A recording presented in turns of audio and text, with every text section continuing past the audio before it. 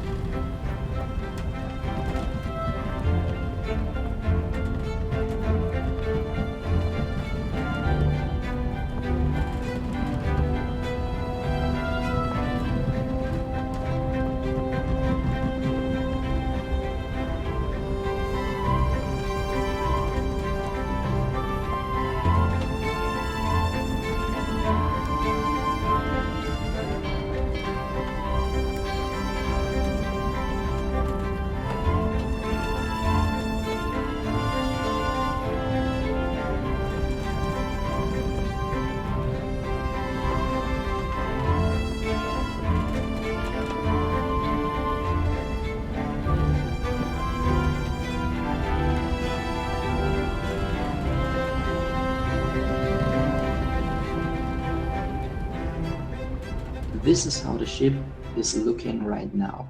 If you want to build such a ship, don't worry if there are minor damages or irregularities in it. By gluing wooden planks, this will no longer be visible. 3 masts are to be placed in the middle area of the ship's deck. Therefore, I will mark 3 points in regular distances in which the masts are to be inserted later. On the deck, I would like to attach also steel hatches so that one can go also into the ship and so that one could walk theoretically also to the deck downstairs. In addition, I also cutted some wooden slats in the time lapse. That's about 420 now. They will be glued to the ship later, and that's the next step. After that, we will see how the ship looks like until then.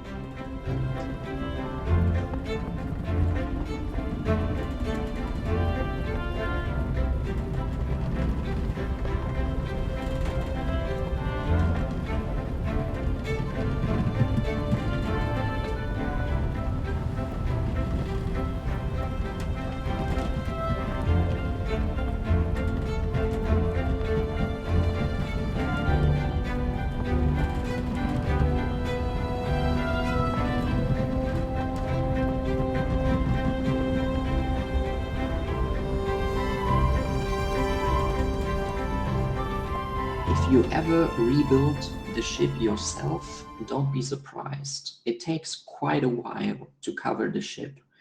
But this is how it looks for now.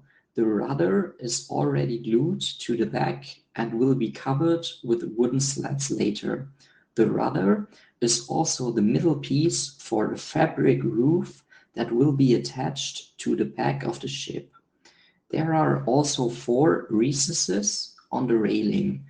These are there so that you can later get up on the ship well with wooden planks. because the ship is placed centrally on the plate, and of course you should also get up on the ship quite easily. The ship must not completely destroy the normal play. These gaps are now 8 centimeters wide, so that even the biggest troll bases can still run on top of the ship. A mumak doesn't fit, but well, an elephant doesn't necessarily have to be able to run onto a ship. In the background, you can see a metal anchor. It's from a Playmobil ship. I will mold it with blue stuff and green stuff and place it on the outside of the ship. The next step will be to attach the fabric roof to the back of the stern, and then I will attach the 3 masts for the ship. After that, I will get back to you.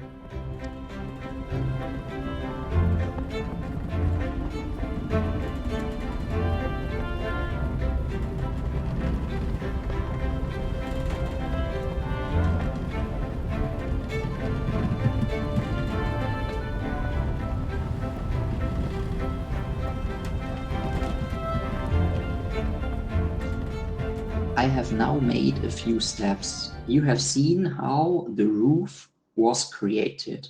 It has now also hardened, so you can possibly add 2 more layers to make it a bit more stable. For me, this stability is sufficient. The next step is the wooden masts. I cut 3 round logs and sharpened them at the top. They will now be sunk into the wooden deck.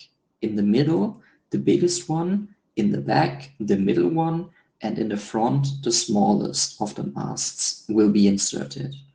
These logs are 1 centimeter in diameter, and I want to sink them into the wooden deck. For this, I take a 8mm drill and drill holes into the XPS foam. I have the most respect for this step, which is why I also put some masking tape on top of it so that nothing breaks away from the wooden slats. I will, of course, drill very gently and very carefully so that the holes aren't too big. I have therefore taken an extra 2 millimeters thinner drill so that at the end it fits quite well. I will not show you this in time-lapse because I want to focus on the fact that it works well in the end with the drilling, and I will show you the results afterwards. It actually worked amazingly well and actually better than I would have expected. The holes fit almost perfectly. You can see almost no gap between the XPS foam and the wooden masts. I have already put the 3 masts in place. You can take them out at any time. Here, now, I have another mast that will be attached to the front of the ship. I have flattened it so that it fits exactly. In the next step, I want to attach these metal ornaments to the outside of the railing and cut them. That's the next step, and then the sails have to be made. I still have to think about how I want to glue them, but I will show you that, of course. After that, there are a few small things that I want to do. For example, the rudder, the anchor, and some ballista that should be attached. When all this is done, the ship is almost finished.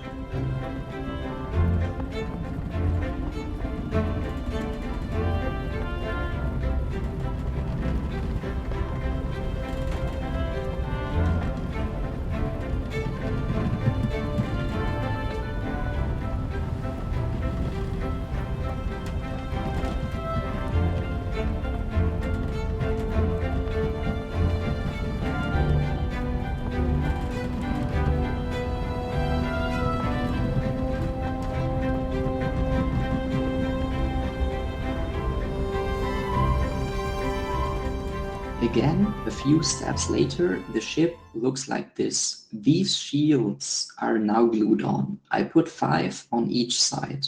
I built some more details which I didn't show you on camera because you wouldn't have seen much of them, because the details are too small and my fingers are too big in comparison. I glued the anchor, which can be raised with the string and a wheel. In addition, I have built 2 ballista here, which are also kept relatively simple. With a toothpick and pieces of cardboard, I made the arrow. These can be placed flexibly. Then you can also put them away or put them down again. The last detail we have here is the steering wheel. This is also a relatively simple build from XPS Foam. These are the details that were added and wasn't seen on camera.